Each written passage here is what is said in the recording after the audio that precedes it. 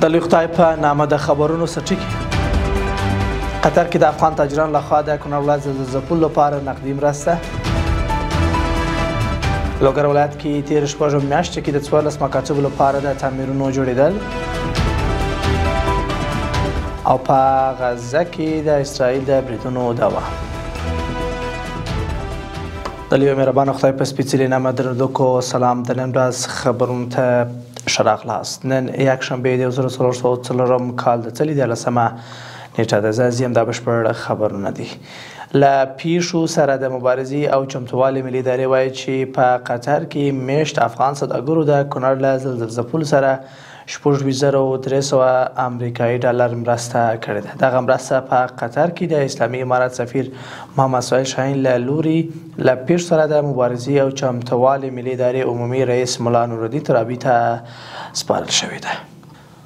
د پوهنې وزارت وایي چې د روان کال د لومړنیو شپږو میاشتو پر مهال په لوګر ولایت کې د 180 میلیونه افغانیو په لګښت د 14 ښوونځیو لپاره مجهزې ودانۍ جوړې شوې دي. د یاد وزارت په وینا دغه ودانۍ د همکارو بنسټونو په مالي لګښت جوړ شوي دي چې په جوړېدو سره یې 12,000 زده کوونکو ته د زده کړو مناسب چاپیریال برابر شوی دی. پوهنې وزارت یاد کړی چې تیره یوه میاشت کې شاوخوا 44 میلیونه افغانیو په ارزښت د 1 نورو رغنیزو پروژو چارې هم په دې ولایت کې پیل شوي دي.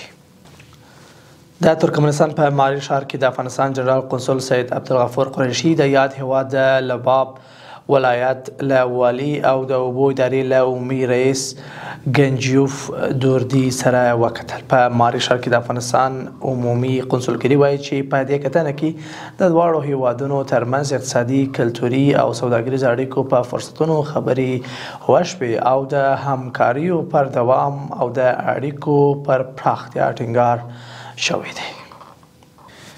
او وروستی خبر د دې ترڅنګ چې د امریکا ولسمشر ډونالډ ټرمپ یو شمېر هیوادونو او نړیوالو بنسټونو د حماس لخوا د سولې د وړاندې شوي طرحې د یو شمېر اساسي برخو له منلو وروسته له اسرائیل رژیم پر غزه څرنګه د بریدونو د درولو غوښتنه وکړه، مګر د دې سربیره تیره ورځ د صهیونیستي رژیم د بریدونو له امله په غزه کې لږ تر لږه 80 تنه شهیدان شوي دي. الجزیرې خبري شبکې د راپور له مخې له دې ډلې 45 تنه په غزه ښار کې شهیدان شوي دي.